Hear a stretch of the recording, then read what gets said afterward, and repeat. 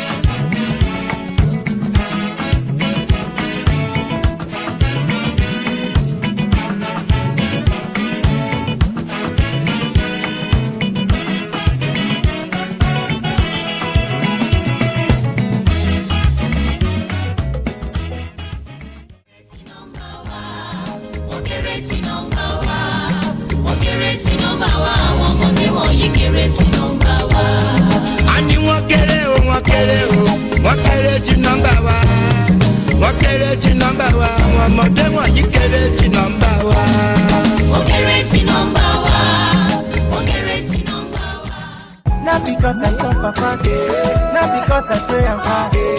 No be your show, no be that. I'm watching. Daily Osinachi, I'm no qua Osinachi.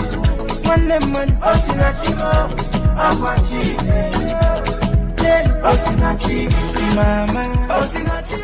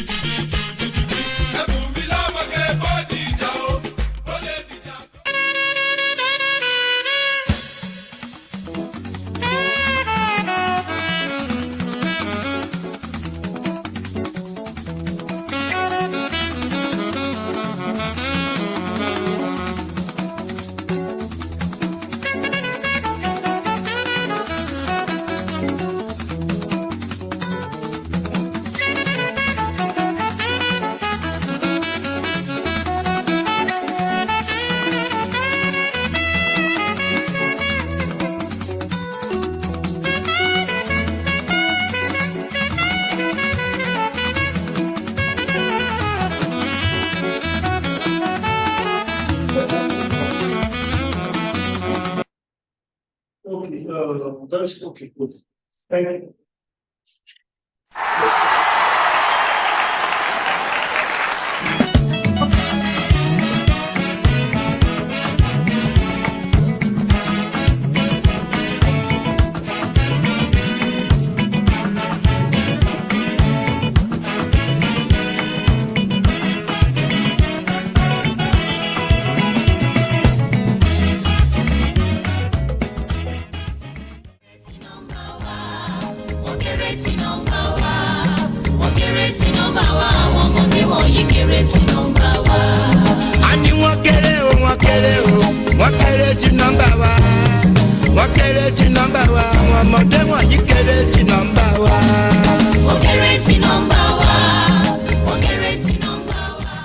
Not because I suffer fast, not because I pray and fast.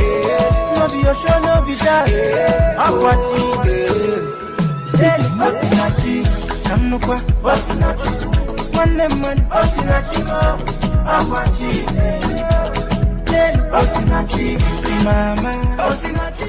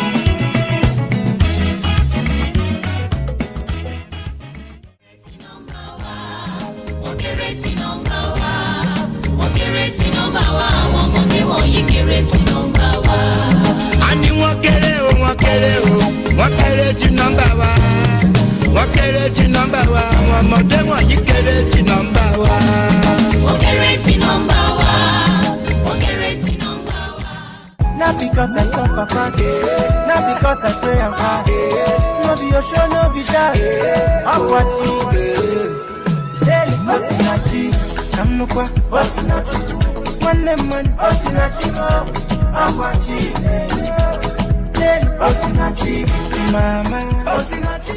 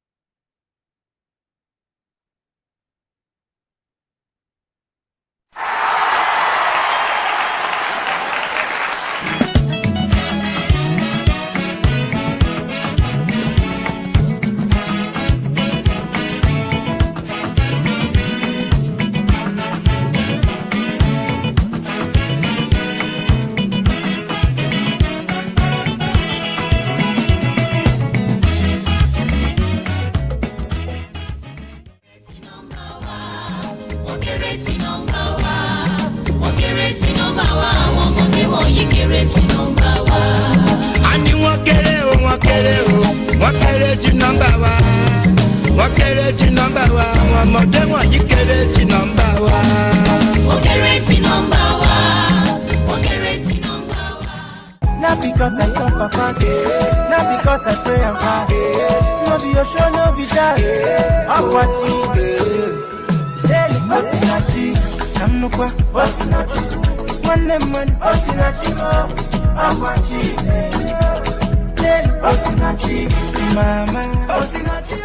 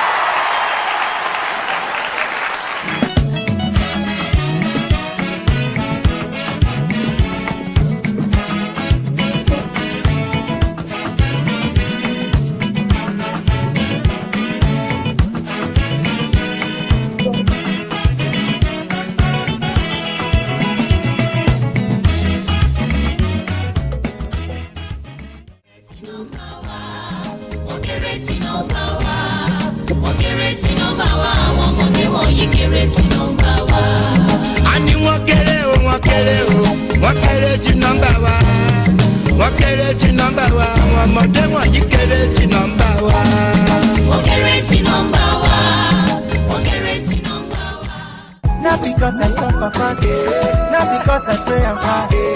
No be your show, no be that. I'm watching. Hey, Osinachi, I'm no qua, Osinachi. One man, Osinachi, I'm watching. Hey, Osinachi, mama, Osinachi.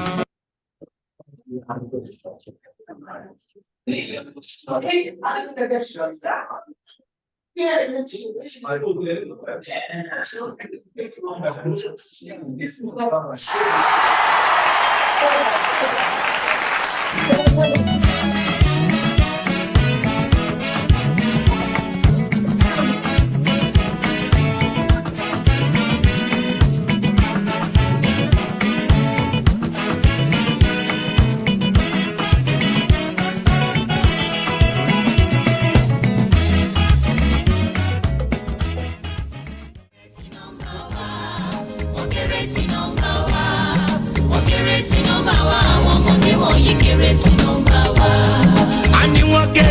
wọ́n kéré o, wọ́n kéré sí nọ́mbà wa.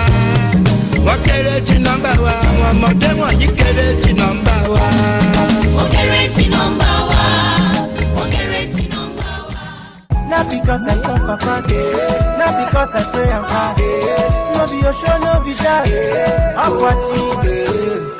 Hey, Osinachi, I'm no kwa, Osinachi. Man, Osinachi, I'm watching. Hey, Osinachi, mama, Osinachi.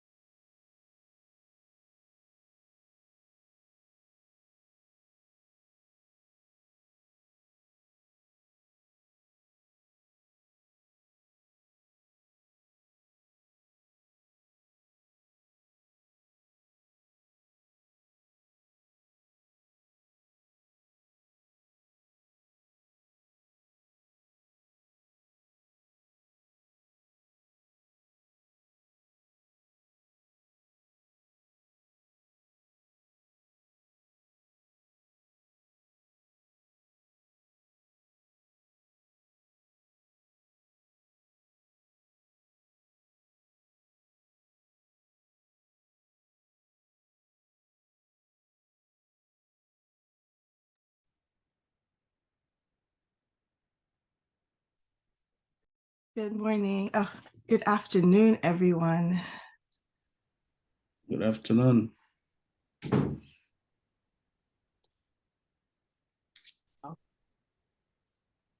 very early morning for you, right?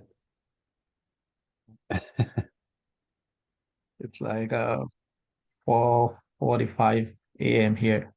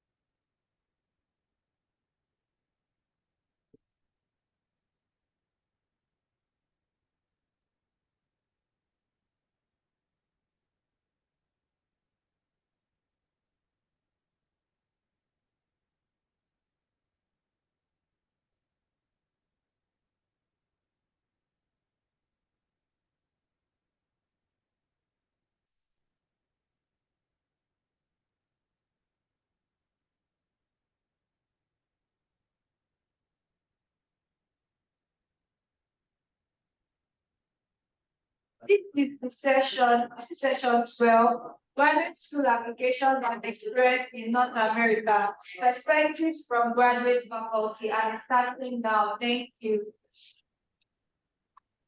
Great. Hi, good afternoon, everyone. Can you hear me? Great. Hi, welcome, and everyone. Thank you for being here for this panel this afternoon. My name is Ademide Adelusi Adeluyi. I will be the moderator for this panel that starts now on grad school and academia. So first, what I'm going to do is introduce our three panelists in the order in the program, and then we will begin. Okay. Can you still hear me? Okay, well, I'll continue. I'll begin by introducing Professor Alade. Adebisi Alade is an assistant professor and undergraduate advisor in the history department, University of Victoria, Canada. His teaching and research interests are in African history, British imperial history, urban history, and the histories of the environment, health, and medicine in the colonial world. Before joining UVic, he was a Trillium Scholar in the History Department at McMaster University and a Water Without Borders student at the United Nations University Institute for Water, Environment, and Health, where he studied international policy development. Adebisi is an active member of Participedia, a global scholarly network on democratic innovation, and formerly the coordinator of Confronting Atrocity, a transnational project on restorative justice at McMaster University. Thank you for joining us. Next, we also have Marcus B. Filippello, and if I say it incorrectly, please let me know. Correct. Marcus, Professor Filippello, thank you, is an associate professor of African and Global History at the University of Wisconsin, Milwaukee. He's the author of The Nature of the Path, Reading a West African Road, published by the University of Minnesota Press. And we also have Professor Ndubeze Umba, who is an associate professor of history and associate professor of global gender studies at the State University of New York at Buffalo. In his own research, he uses oral, written, and material culture sources to show how Atlantic and imperial systems of production and exchange define political economies of gender and sexuality in West Africa. He's the author of the multi-award-winning book, Emergent Masculinities, Gendered Power and Social Change in the Biafran Atlantic Age, which came out in 2019. And he's currently completing a second book called Abolition Forgery, A History of the Afterlives of Slavery. He is the recipient of awards and fellowships from the Harvard Radcliffe Institute for Advanced Study, the American Council of Learned Societies, the Association for the Society of the Worldwide African Diaspora, ASWAD, and the Wenner-Gren Foundation. He received his PhD with distinction in African history from Michigan State and is a first-class honors graduate and valedictorian of the University of Nigeria, Nsukka. He currently trains grad students in transatlantic African history, Atlantic world history, and global gender and sexuality studies. So this afternoon, I'm really excited that our panelists will be able to share their insights on the graduate school application and experience in North America, as they're all graduate faculty. I've asked them to begin by speaking quickly about their top 2 tips for graduate students who are considering coming to North America. So I hope we can go in the order of the program, starting with Professor Alade. So 2 minutes. What are your top 2 tips? Thank you so much, Ademide, for that introduction. So thank you, everyone. I'm happy to be here today. So talking about, 2 top tips. I don't really know how to, put everything into, just to bullet points, but I'll try my best. So if you are considering applying to universities in North America, I think the first tip I would give anyone is to start the admission application early to meet the deadlines. The reason is because admission application windows of most graduate schools in North America opens around October for classes starting in September the following year. So it is important you start preparing your application early. Sometimes this application window close around December of the same year or January the following year that classes are starting. So this means that you have to start several months ahead of the application deadline. And what this simply means is that you need time to write and revise your statement of purpose, which is an important component of your application. You also need time to research the various schools that you are interested in applying to, not just the school, but also the faculty members. You want to look at the profile of the faculty members, want to look at their areas of research and to know whether it fits into your research interests and goals. The other thing you need time for is to gather the required documents. So sometimes it's not just about academic transcripts. You might need to write some aptitude or standardized test or language test. So you need time to prepare for this test and write them and get the required score. And sometimes you just need to contact your referees early so that they can start preparing a strong recommendation letter for you. So, to just summarize the whole thing, the most important thing about graduate application to North American universities is time. It takes almost a year to plan out and start the program the following year. So start early. The second point that I will give you is to seek financial aid and scholarship opportunities. In North America, graduate education is expensive. I have to be honest with you. When I started out in 2016, I was paying about $18,000 per annum. And that's not, the living expenses is not included. And that's in Canada here. And sometimes it's more in the United States. So you have to, think about how you're going to pay for school, right? You're going to think about how to pay for your living expenses. So explore various funding options to alleviate any financial burdens that, would come with the admission offer you likely receive. There are scholarship opportunities in schools, there are fellowships, assistantships, talk to your prospective supervisors or the head of the chair of the department you're applying to, discuss your financial needs with them. And don't just limit, your options to funding opportunities in the universities you're applying to. Also, think about external funding. For instance, in Canada here, there are, several external fundings for international students. So think about, where you're going to get the funding for your studies in North America. Don't just assume that once I get an admission offer, then they're just going to give me money. So you have to, discuss this. But when we go on in the discussion, we might also want to talk about when is the right time to start talking about, funding opportunities with prospective supervisors or schools. So that's it. Thank you so much. Okay, so Marcus, what are your top 2 tips before we get into the points? Top 2, and first of all, good afternoon, everyone. I'm excited to see everyone. I hope the conference is starting off well for you. I'm excited to be here. Yeah, I would second pretty much everything that Dr. Alade has said for sure. Particularly, I think my top 2 tips, one would be indeed getting started early in advance of that application process. Even to the extent, if I could add anything to that, at least from my perspective, I think it's beneficial if, prospective students try to cultivate a relationship with a prospective advisor, to that extent. It's, write that prospective advisor.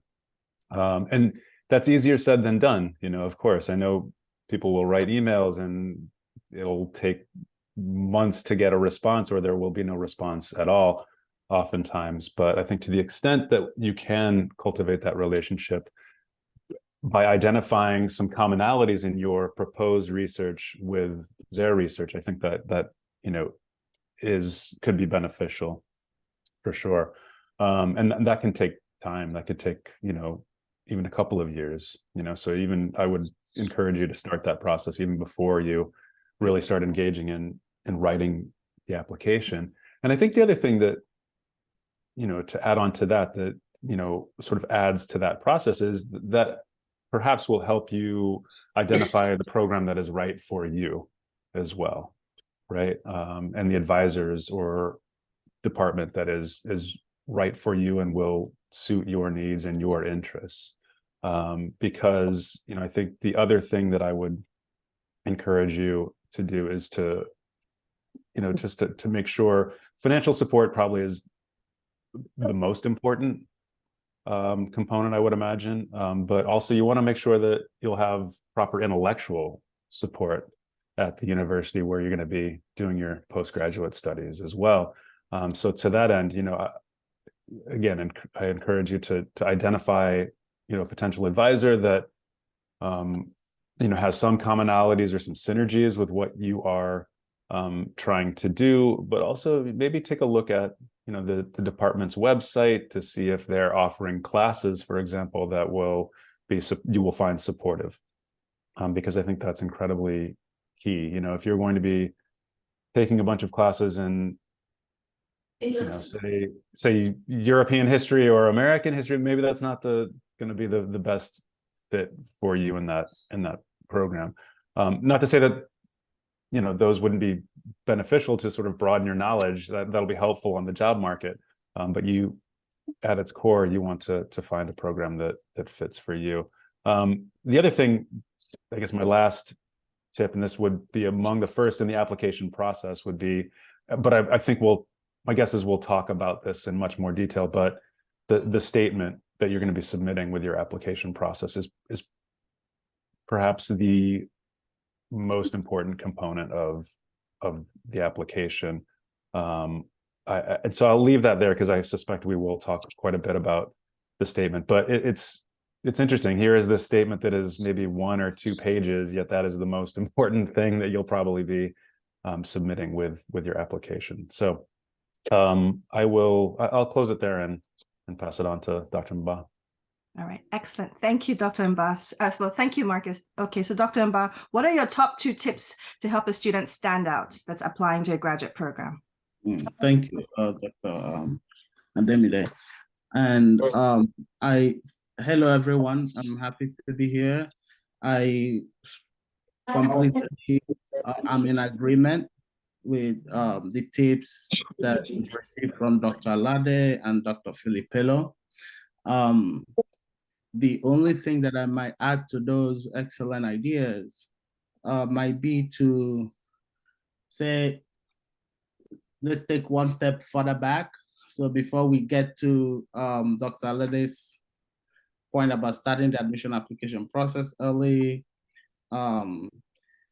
let's go further back than that and ask the question, at what point does one feel that they have the qualification necessary to apply to a graduate program and stand out?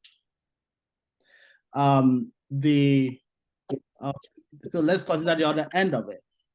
Universities, say in the United States, are increasingly facing tight purse strings. They are facing financial restrictions. They can only admit so many PhD candidates in particular programs. For example, in the time that I've been in the US,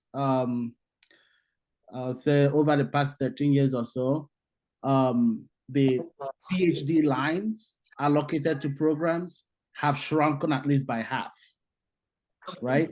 So you have, and then at the same time, the field has grown almost by double, right? And so you have a greater interest in this profession, but more limited opportunities and spots for graduate lines dedicated. So how do you stand out? So there is the question of academic excellence or distinction matters. And so there are 2 types of questions that come up. What is the prestige of the degree awarding institution especially for international students from Africa? What is the prestige of the degree awarding institution? And if that reputation is not obvious, what other indicators exist, say your CV or or portfolio, that may convey with beyond a doubt to a degree of certainty the merit of academic excellence, right? That we see maybe in CV and so on and so forth. And so this is where the question comes up: is a BA or BSc enough? Would a master's degree be necessary, right, to be able to set you apart, give you an edge, and make your application of those years competitive, right? So that prior preparation to demonstrate academic distinction is very important, right? It's become even more important now. Increasingly, the master's is now almost what a BA used to be 10 years ago. Like almost everyone is trying to sort of up their game and be set apart from the crowd. The other way to think about this is how to build up a resume or CV that could demonstrate your familiarity with the conventions of the discipline that you're applying to be trained in. So these could be things like attending and presenting in conferences, right? Having worked as a research assistant for a faculty or a professor, work with a professor, or having published an article in a reputable journal. So there are different ways, things, these are all, these may, we take them for granted that they should be there, but you have to think about them proactively to make sure they're actually there before you start the early application process. Right. Okay. Thank you. Excellent. Thank you so much. Okay, so for the folks in the room and everyone who's here, our goal here is to make sure that we can simplify the application process for those who are interested in coming to the United States or to Canada.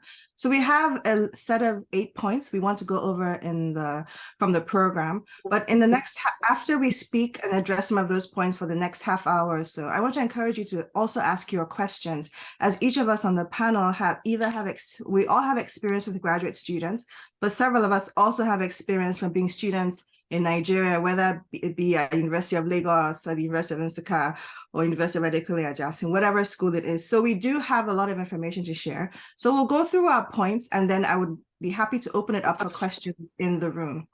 So the first point, or the first question is, what should people consider when picking a graduate program? So we can go in the same order, or whoever would like to speak so we can vary things. Yeah, I can, go first. So when applying to universities in North America, I think the first thing you should consider is, the program you want to study, the research you want to do, because that's the point of, coming to North America in the first place, or applying to a graduate school in the first place. So you want to first, sit down on your own and think about what you want to do, what area of research you want to focus on. And once you come to a conclusion of what you want to do, then you have to, look for a school that has that kind of program, or faculty members in North American universities who can supervise your research. So that's the first thing you have to do. You have to explore the profile of faculty members in, different universities in North America. And apart from that, you also have to familiarize yourself with the admission requirements. Sometimes there are schools that will require you write GRE, which is, a test that, will show how well you can fit into the program. Because sometimes, they just don't want to base their decision on the degree you get from Africa. So you want to show that, yes, you know what you're doing and you can compete favorably, anywhere. So you have to think about the admission requirements. Sometimes there are, language requirements too. Some schools, I understand, are trying to abolish, having to write English language tests, but, there are still some schools or programs that will require you submit, a language test. So you have to go ahead and consider, whether you have to pay and write these exams ahead, of the application window opening. And also there are some schools in North America that will require you send your transcripts to West for evaluation. So you have to think about this and the cost implication of that. I understand there are some, applicants who don't have, money to send their transcripts to West for evaluation and again pay for, application fees. So if you know you're in that category, you might want to look for universities that will not request that. Sometimes you might want to contact the schools and request a waiver. Some schools grant waivers to international students who don't, want to send their results to West, but most schools will definitely request that. So you have to consider that ahead. And also, you also have to consider funding. I can't stop emphasizing that because when you are applying to a school and it is specifically stated on the website, there is no, funding opportunities for international students, you might want to reconsider your options. So look for schools that, would provide you with scholarship opportunities to study in North America. So I'll turn it over to other panelists to add to that. Thank you. Yeah, if we're going in order, I will go ahead and go. Yeah, I tend to agree. I think this all features into this narrative of starting this process, quite early, even sometimes, as Dr. Mba sort of points out, well before, a year in advance or even 2 years in advance of writing the application. And also, yeah, I think finding the right program is key, right? And so, if you're interested in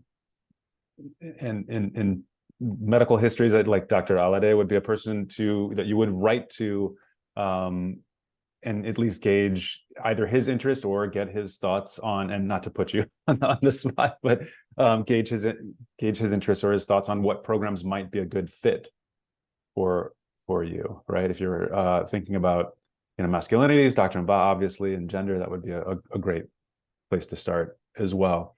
Yeah, sorry guys, I think you're probably going to get maybe quite a few emails here now, but yeah, I think that's one of the other things. The other thing I would encourage you to do is to reach out to, each graduate program has a director of graduate studies. It wouldn't hurt for you to, very early on in this process, as you're identifying or trying to identify a program that might fit your interests well, to write that director of graduate studies, just to get a sense of what the application process will be like, because it's going to be different for every university, right? I think most of there's going to be some similarities, but each university will have their own specific sort of processes that you will have to become familiar with and involved with, right? And this is with the application, this is with writing, applications for funding, things of that nature. Likewise, I think the director of graduate studies should, at the very least, be able to put you in touch with either a faculty member or faculty members who might be able to answer more specific questions about your specific field of interest. So yeah, I think that is, in the sort of spirit of trying to cultivate these types of relationships. That's the other thing, just to make yourself known to the people who you may be working with in the future, I think is also very, very important, because when the applications come around, people on the faculty will be able to speak up on your behalf. It's like, oh, yes, I know this applicant. I've had contact with this person. I feel very comfortable with them. We've cultivated that relationship over the last year or two. I think that ultimately could serve you well, as the applications come around. Excellent. I'm in total agreement with those excellent tips and ideas. What I could add, would be to say sometimes you may have, depending on your discipline, you may have departments that have a limited, well, a small amount of graduate faculty. But when you look at the college or the school, you may find faculty whose research and teaching position them well to potentially serve on your dissertation committee and to be mentors, right? So it sometimes is helpful to, when you're researching a program, to look beyond the immediate department, look at the school or the college within which that department is embedded. Look to see if there are faculty members whose research interests, area of work would be beneficial to you, right? Look to see if the university has a special program that may be interdisciplinary, that may not necessarily be housed within the specific department you're looking to get into, but that once you're at that university, you will invariably participate in and benefit from that program. So there's so many of these interdisciplinary programs now that may be maybe a gender institute, a humanities institute, maybe a health, interdisciplinary program on health that brings people from different departments together to work in this cluster. So your mentors may not necessarily only be from the specific department you want to apply. So cast your research net wide when you're researching an institution. That's the point that I'm trying to make. It helps then when you contact, and I agree with Dr. Filipillo, that don't be shy to reach out to the directors of graduate studies. Of course, do your due diligence, familiarize yourself with the information that is public on the website. But be encouraged to reach out to the DGS, Director of Graduate Studies in the department, and ask them specific questions about application requirements very early on, even 2 years ahead of time, so you can start putting things together. Reach out to faculty across different programs that whose research and areas of interest might benefit you. Cultivate those relationships that Dr. Filipillo was talking about. And some other ways to sort of practically to do this is, if you attend conferences, right? I'm not saying you should corner the faculty member at the conference, but you could, send an email out and say, look, I'm coming to this conference. I see you're coming to this conference. I'm thinking about graduate application. Could you spare me 10 minutes, 15 minutes just for a quick hello? Okay. You can, or just drop a line and say, 15 minutes chat on Zoom, so and so. Start cultivating those relationships, right? Because it is more effective to do that than maybe a month or so before application, you send an email to somebody and say, I'm applying, this is our shared interest, I want you to supervise me. So it sort of falls out of nowhere, right? So I'll stop there. All right, excellent. Thank you so much for these tips. So just to reiterate, research. Definitely make sure you're familiar with the program, especially the public information. And remember, not only are you going to need an advisor, you're also going to need a dissertation committee, especially if you're going for a PhD program. So this means that you have to look widely, as has been said. So now to a question of etiquette. So folks, as graduate faculty here, and you've all said people should reach out to the schools and the faculty they're interested in. So how can they do this effectively? What kind of email or communication would prompt what's the word I wanted to use? Would prompt a kind of response or a useful response from you? So what are the do's and don'ts for students contacting faculty for schools they're interested in? So we'll go to you, Dr. Ba, to start with you. I was enjoying going last. Okay, so Don't ask for help to gain admission. Don't ask for help to gain admission. Don't send an email saying I want to get into this program. Can you help me or something in the likeness of that? The idea is that these are competitive programs based on merit, and that students get in and they are matched up with faculty who have expertise in their area to train them, right?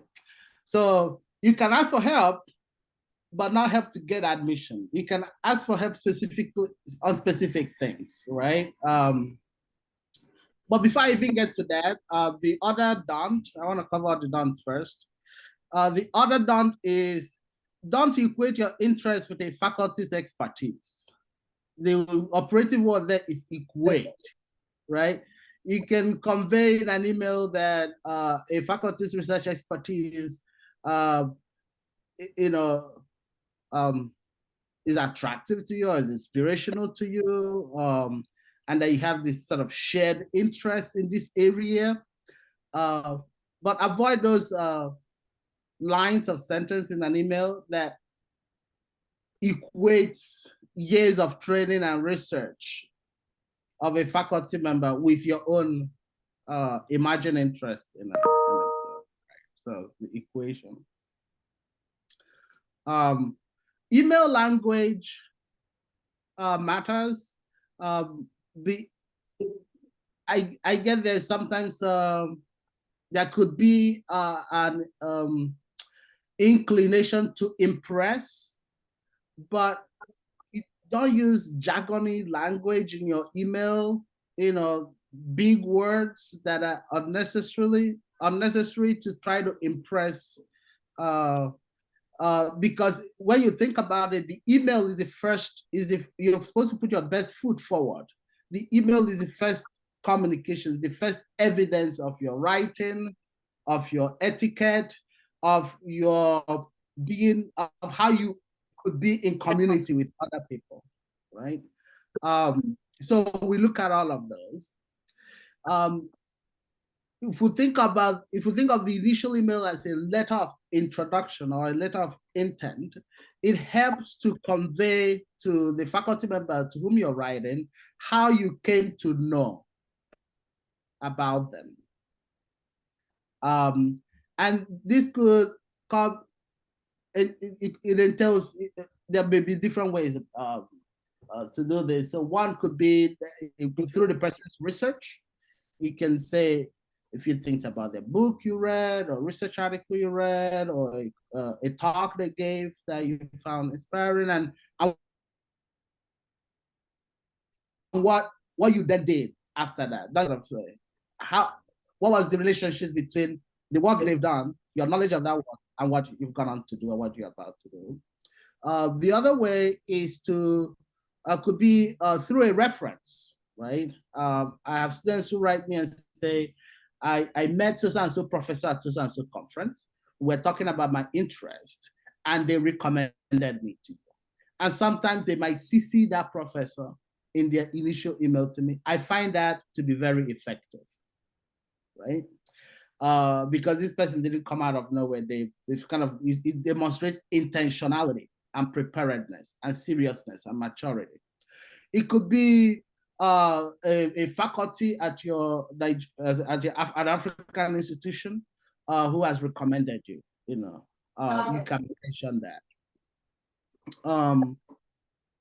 And so sort of to explain how you came to know about the program, the professor, explain your interests, it provide some evidence. This could be maybe just a brief CV or 1 or 2 pages that you attach in an email, just saying that highlights your qualification.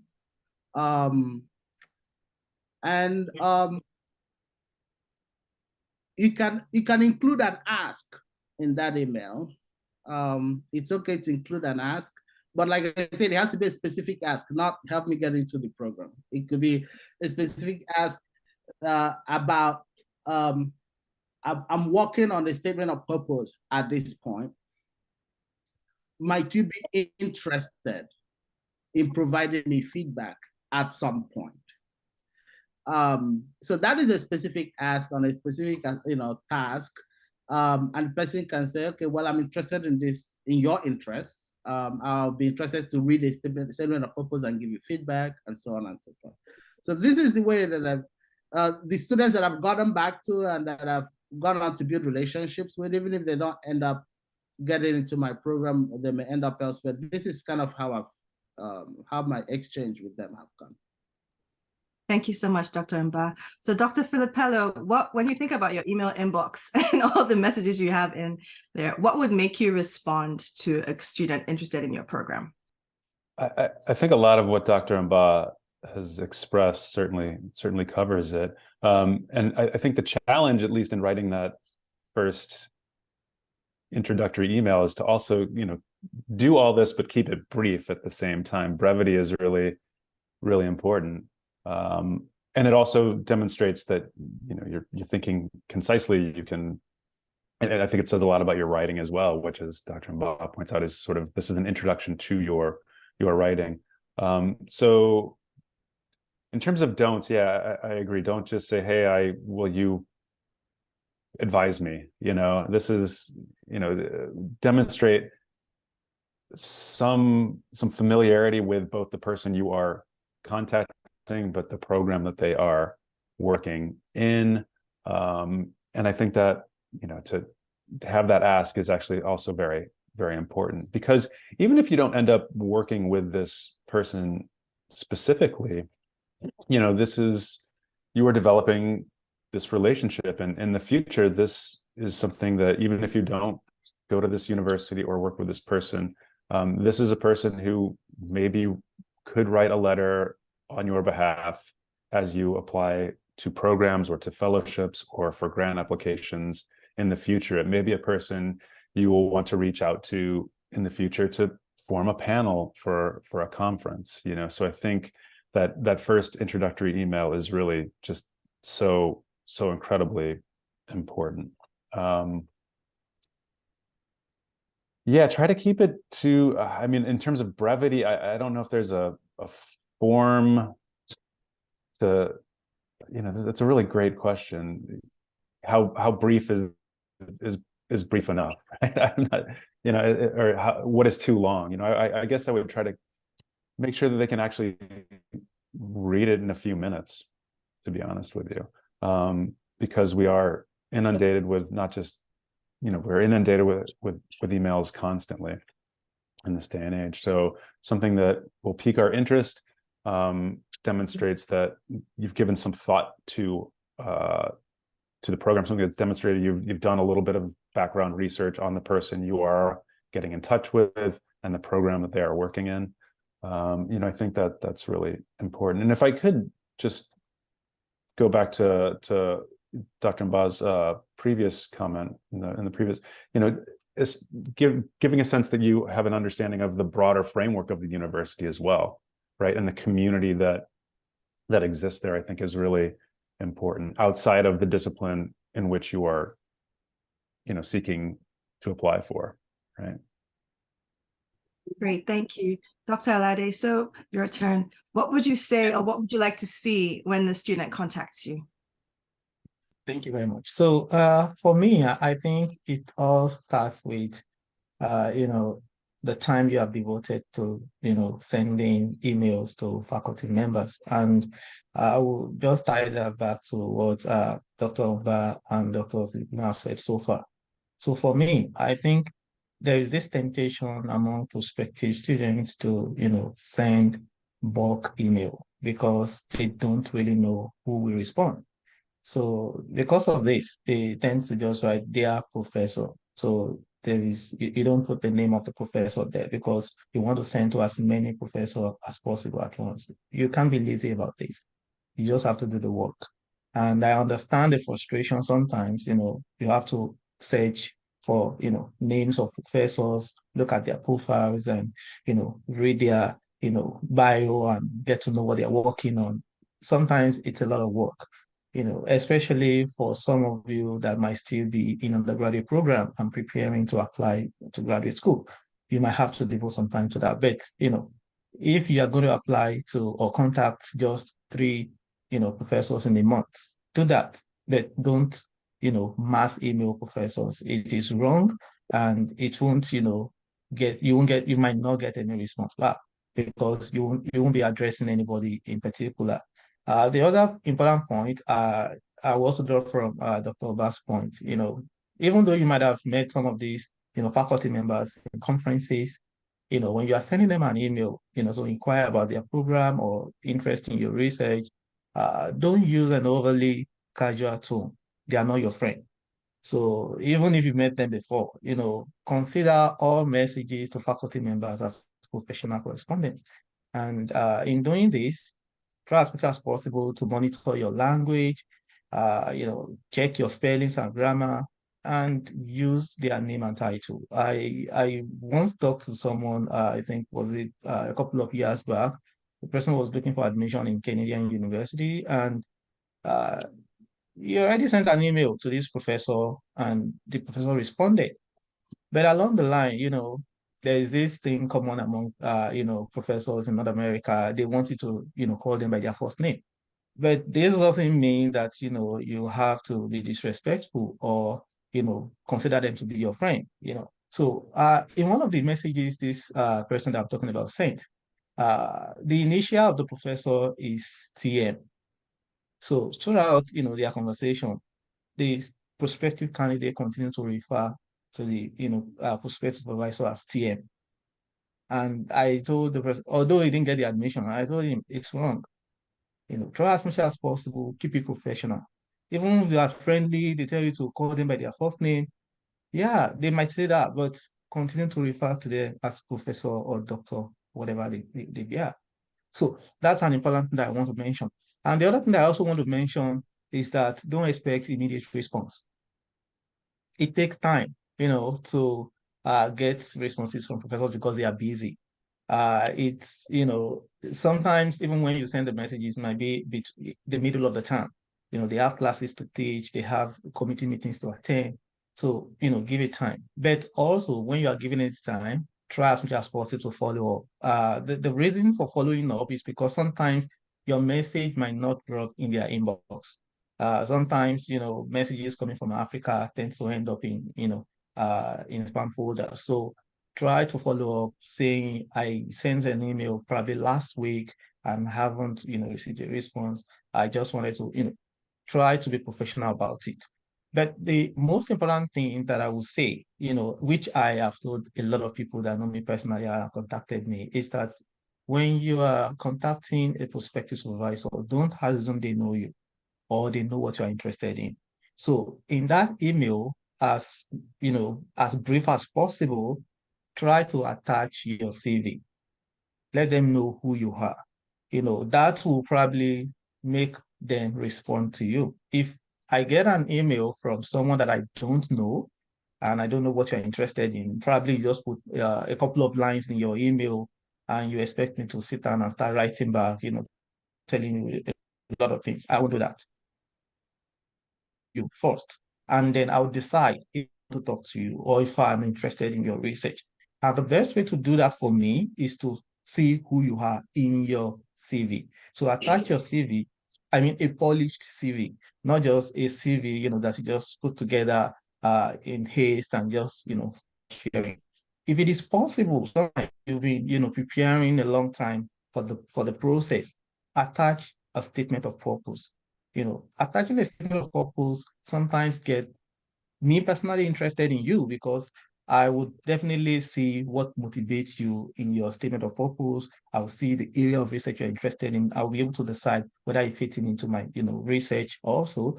And then the statement of purpose too will give me an idea of, how well you write, right? So that would really make me want to talk to you or want to respond to your email. So if it is possible, include your CV, and include a statement of purpose. Sometimes I go to, to the length of telling some prospective graduate students that include your transcript.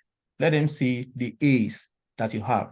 Let them see that you're a great student. Let them see, the way you write. So that will, sometimes make professors to respond to your email. So these are the, things I have for, contacting professors in North American universities. Thank you all so much. I should also, Dr. Mba, yes, please. Yes, I just want to, I like all of Dr. Alade's point, but I just want, there is a small risk in sending out a statement of purpose too early. It could backfire, right? So I mean, your CV contains information. It's information. It's probably the safest thing to include. Even when I start corresponding with prospective students, I tell them, do not send me a statement of purpose until at least 5 professors at your institution have looked at it and given you feedback. Yes, and you have made several revisions to it. You say, yeah, you want to show me your best. Don't, if you send it out too early, it's not ready, then that could backfire. That becomes the evidence, that becomes the proof of why not, instead of proof of why you should be interested in this candidate. You have to think, the statement of purpose is, like Dr. Philo mentioned earlier, it's one of the most important things. In fact, perhaps the most important document that sells you. So if you think about it, you have to workshop it so many times. It's 2 pages that makes or breaks your application. So you have to workshop it so many times and make sure it's perfect before you're sending it to the people who will be evaluating you. If you send it out too early and it's not ready and it's shoddy and it's not polished, it might not bode well. I just wanted to point out the other end of that risk too. Okay, well, you've now gone into our next question, and thank you so much. And I just wanted to also point quickly that Dr. Hakeem Tijani offered some information, some suggestions also. So please don't use texting lingo. Be brief and concise, succinct, and also, of course, lucid. Make sure you look at the website and the faculty bio online, so at least you demonstrate your familiarity with them, and it will demonstrate the preparation that you've put in. So to go back to Dr. Mba, our next point is, what do you put in this magical statement of purpose? And how do you demonstrate? So we're talking a lot about the importance of writing. How do you choose a writing sample that demonstrates your sort of intellectual prowess in that? Dr. Mba, you started us off, so please continue. This is a little tricky because they are probably prospective students in various disciplines, right? Here, I mean, we are all historians, so it's sort of skewed in that direction. So I want to start with sort of more of broad statements about qualities that one would look for in a statement of proposal across disciplines, right? So I would say excellence, demonstrate knowledge and excellence in your knowledge of disciplinary conventions. Demonstrate excellence in your knowledge of disciplinary conventions. So what are the conventions of your discipline? For historians, we are storytellers, first and foremost. Okay, so the narrative is the anchor for what we do. The stories about people, about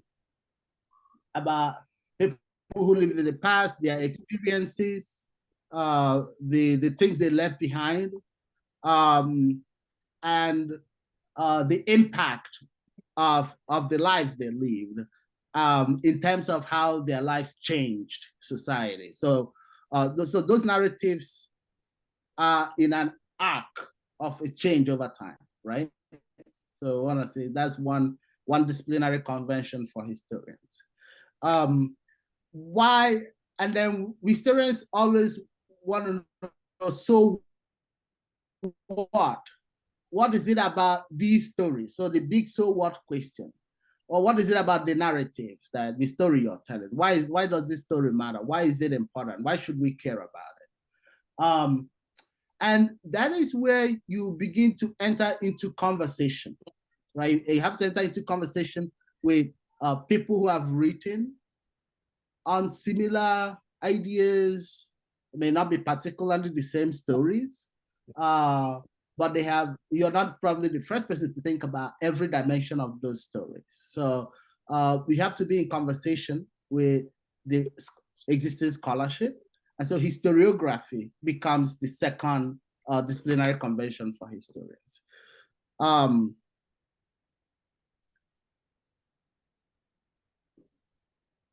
But to clarify these two things, we will want to know how you got to your story, your sources, the research behind it, and so some attention to awareness of these sources and research methods. So those three things are for any statement of purpose. For me, for a history PhD program, should demonstrate these three things. But on top of that, it should also show why you are the person best situated to tell that story. That is what then sells your candidacy.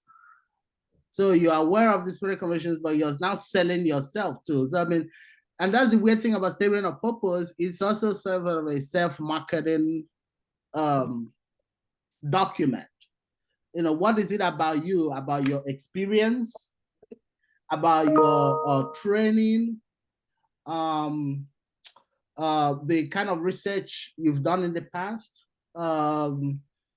particular experiences you may have had that put you in a unique position to tell the story in a way it has never been told before. Right? So that is something that nobody can take away from you because it is unique to you. And so that has to also come into your statement of purpose. And this has to be done in 1 to 2 pages or so, at most 2.5 or 3. I haven't read any statement of purpose that's more than 3 pages. There may be other conventions out there, but I've not read anything more than 3 pages. And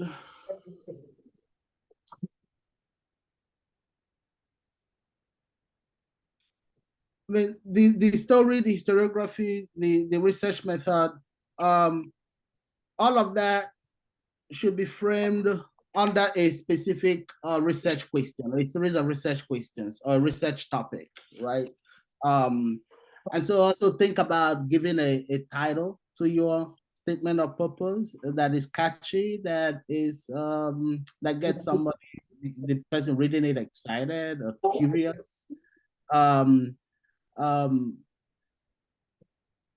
like I said, you cannot work on a statement of purpose in isolation.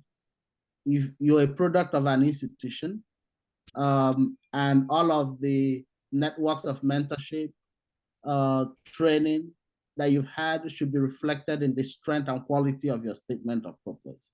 So that's why I say you have to share your statement of purpose with your professors where you are. They have to read it and critique it and give you feedback. You can share it with friends or colleagues who are in graduate school.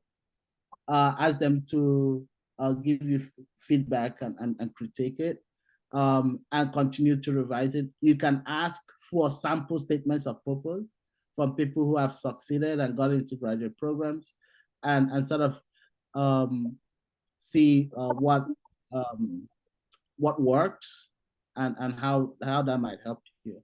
And in saying that, it's not to copy other people's statement of purpose, but sort of to see the stylistic elements of it that might inform the way that you frame yours. I really enjoy statements of purpose that begin with captivating stories, the narrative, especially narratives that then that move between the personal and the subject matter. What is it about you? And then what is it, the connection to the subject matter? Those stories that then anchor the research questions you raise, your familiarity with the historiography and all of that, and the research and the archives for that type of topic. So those are the things I look for in a statement of purpose. Thank you. As a Okay.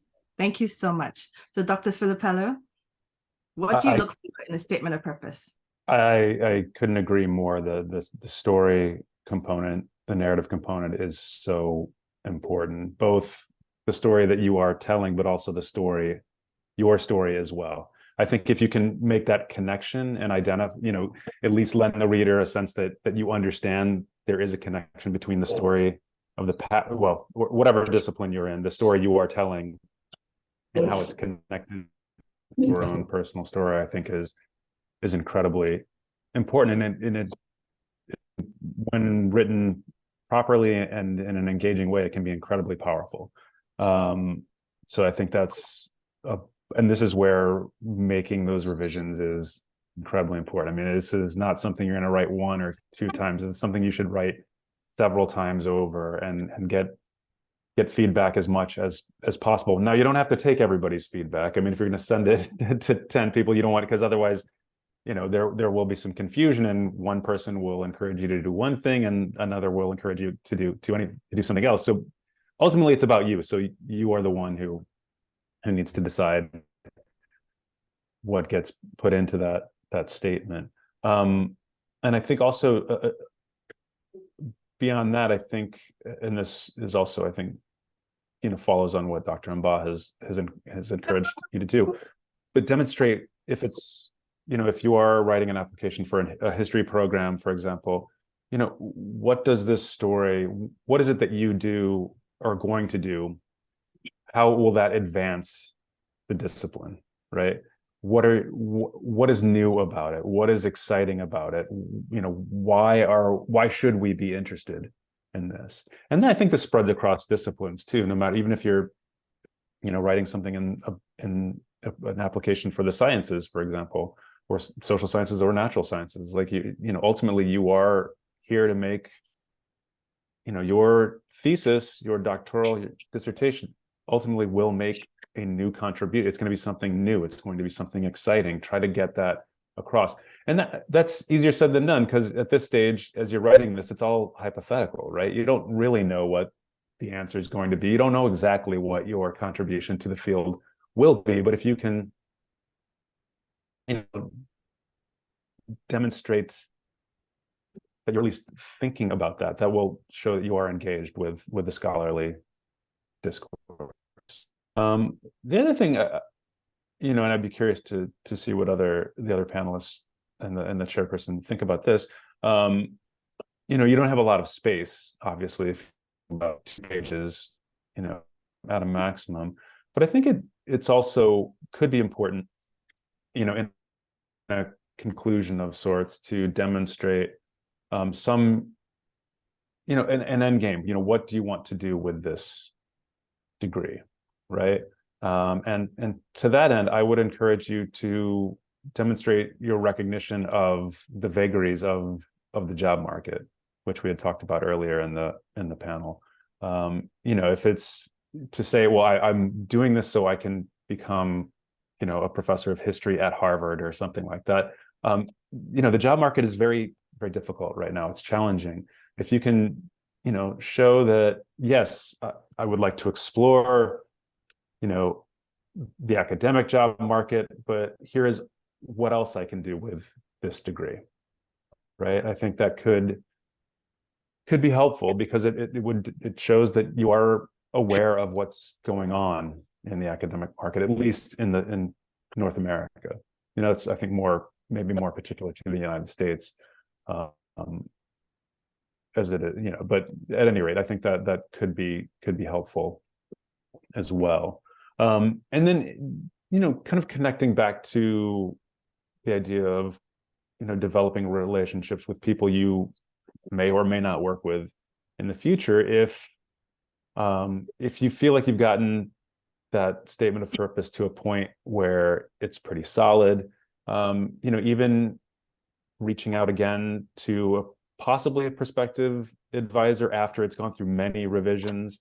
And if you feel comfortable, if you've crafted that relationship or cultivated that relationship with that person, then you can maybe send them an email and say, hey, I am going to write an application for your program. I'm curious, would you mind just taking a look at this draft? At that point, I think maybe you could reach out to a prospective advisor to have them read over your statement. If you've developed that relationship and it seems like there could be that working relationship for you in the future. And even if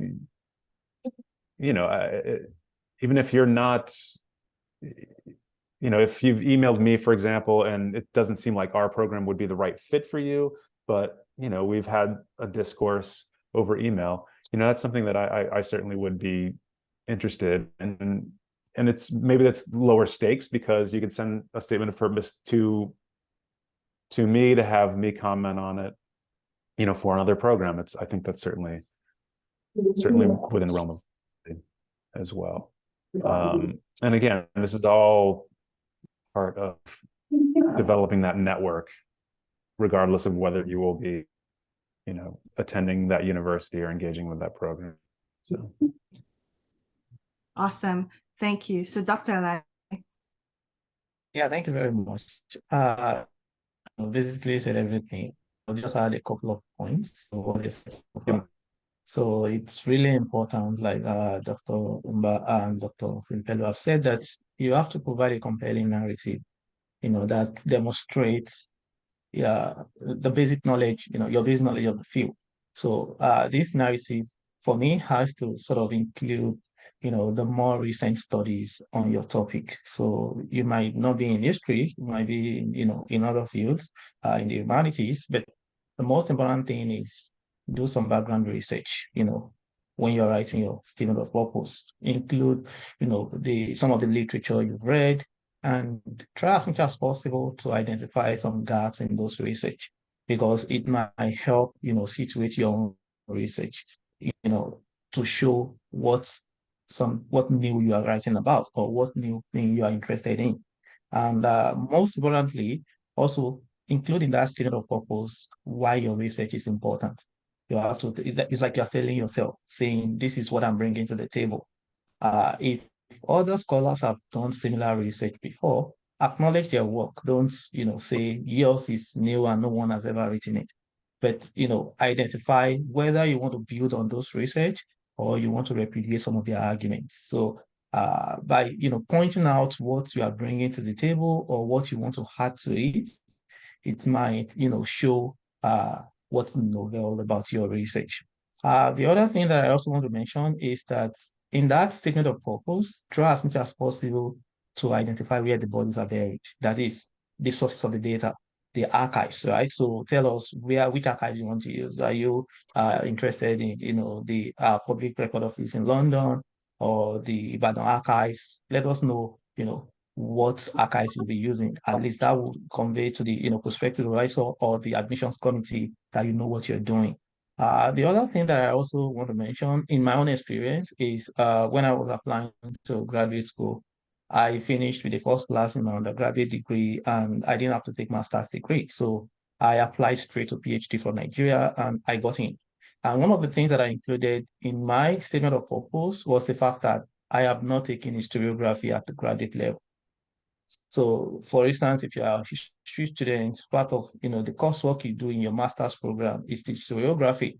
And this might be a course that a PhD admissions committee will be looking for in your transcripts. But if you have not taken that or any other required coursework that admissions committee will be looking for on your transcript, mention those things on your SOP, and also mention how you fulfill those requirements if you are offered admission. So if it is historiography, you might want to include in your SOP that in your first term in the graduate program, you'll be taking historiography class with master students.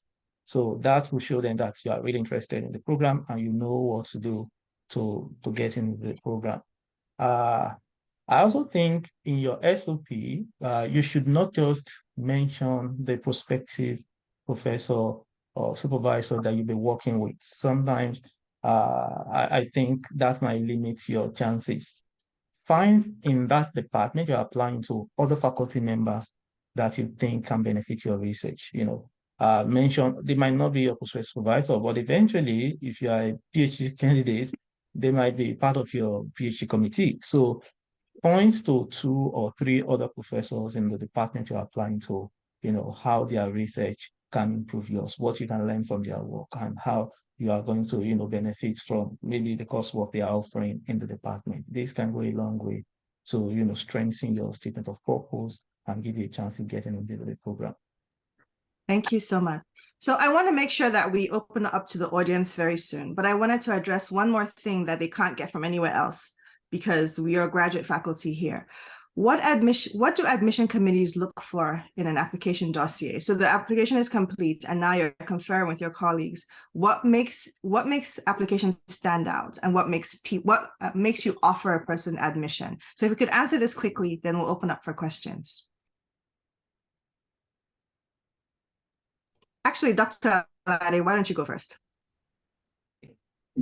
Okay, thank you very much. So one of the things that I think admissions committee will look for, or I personally will look for in a graduate application is, number one, your final CGPA. What did you graduate with? Is it first class, is it second class upper, or is it second class lower? That will determine sometimes whether you are even qualified for the program in the first place. So you want to do your own work to know, what the program requires. If the program requires a second class upper, and you have second class lower, you might want to discuss with the department, the graduate program coordinator first before applying. Dollar in Nigeria, for instance, now is really expensive, so you don't want to throw away that $100 on application fee and get rejected at the end of the day. And sometimes you don't want to just keep applying to multiple schools when you know you don't meet the entry requirements. So find out, what application, what, CGPA the program requires. And because this is what the admissions committee will be looking out for when they are, assessing your application. The other thing that admissions committee will look out for is, your ability to conduct research. And that speaks to, your CV and your statement of purpose. What previous research experience do you have? Have you worked with, faculty members in your previous universities, as research assistants, or, or as, maybe on their research work? What have you done before to show that you can actually conduct research? Or have you attended conferences or workshops? Or have you done any major research on your own? Do you have publications? So for me personally, I always, advise prospective admission applicants to get some publications, at least if it is just 1 or 2. Even if you're an undergraduate student, there are some universities in Nigeria with undergraduate journal. Find out those journals, send in your papers, do the research work, and get it published.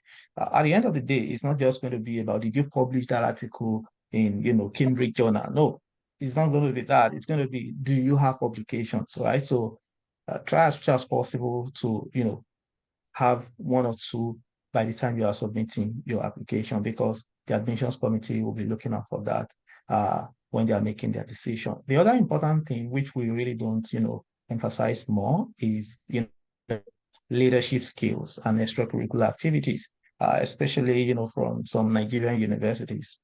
Some programs in Nigeria don't really emphasize that enough. So some students, by the time they graduate, what they have only done throughout their university days is to read, and write exams. So try as much as possible to get engaged in extracurricular activities, volunteering activities, and do some community service. And when you do all this and it goes on your CV, and the admissions committee are reviewing it, they would really see that it's not just for you about high CGPA, but also that you have leadership skills, that you have done a couple of extracurricular activities that show you can fit in well in their program.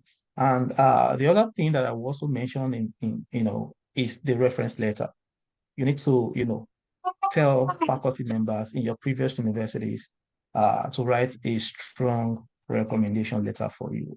Based on my experience with, some professors in Nigeria, and I'm sorry to say this, the statement of the reference letter from some professors, they are not good for, admissions to North American universities. You might, use it for other universities elsewhere, but in North American universities, there is this emphasis on strong recommendation letter, not just, a couple of lines. The student is God-fearing and hardworking. That will do it. So you have to talk to, professors who can actually, who understand, what it requires to get you into those programs. And those professors will help you write a strong reference letter, which, will definitely, shape the admission decision at the end of the day. So I'll turn it over to, Dr. Filipello and Dr. Oba to add to that. Thank you so much. I'm wondering if we can do this quickly so we can go to questions, and we can always come back to this as well. Thank you. Yeah, sure. I think, because admissions committees are receiving so many applications, they are going to gravitate towards things that they can read quickly. So this is why the statement is so important. Likewise, this is why letters of reference are incredibly important. One thing I would say about letters of reference would be that I think it's fine if you have, say, 3 of your professors or lecturers from your home institution department write on your behalf.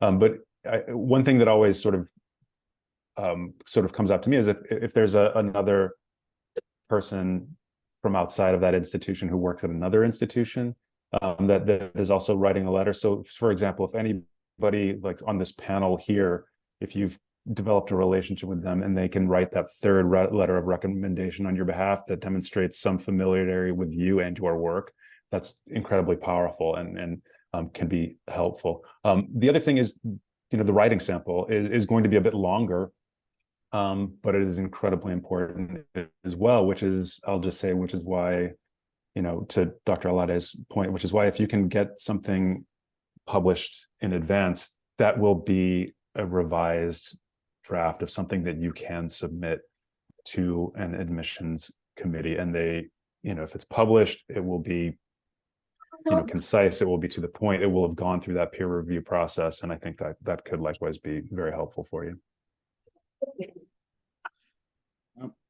Thank you. I agree with all of the points made.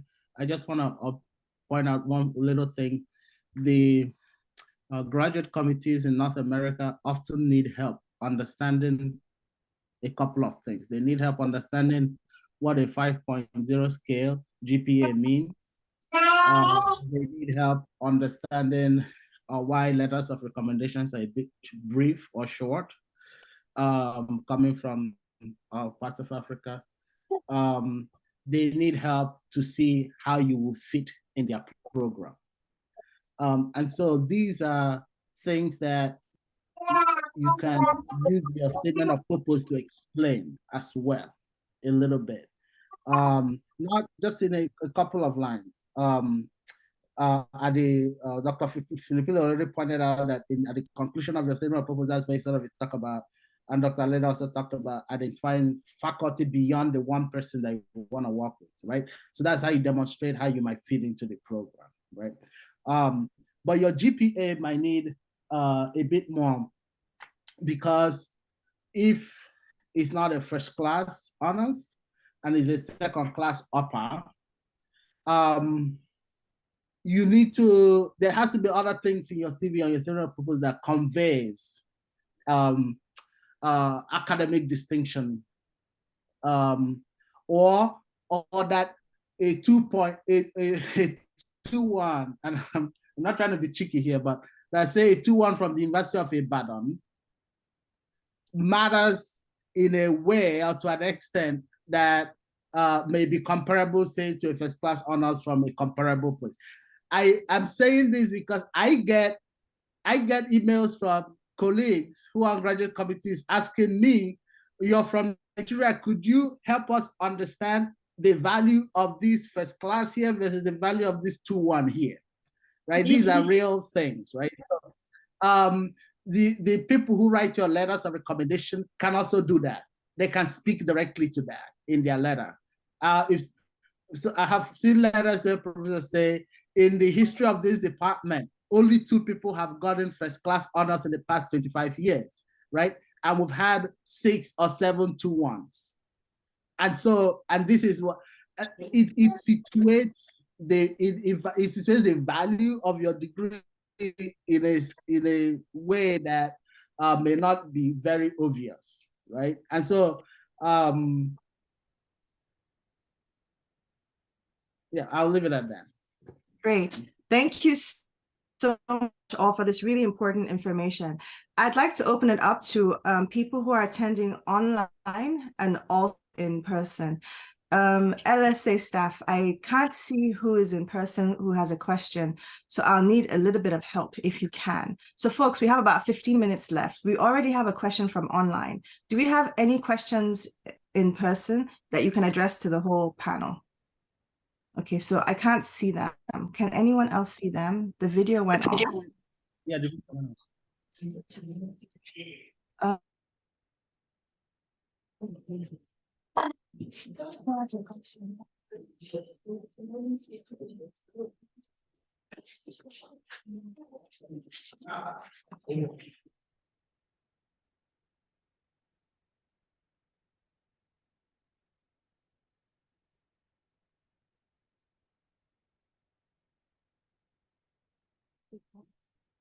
I just have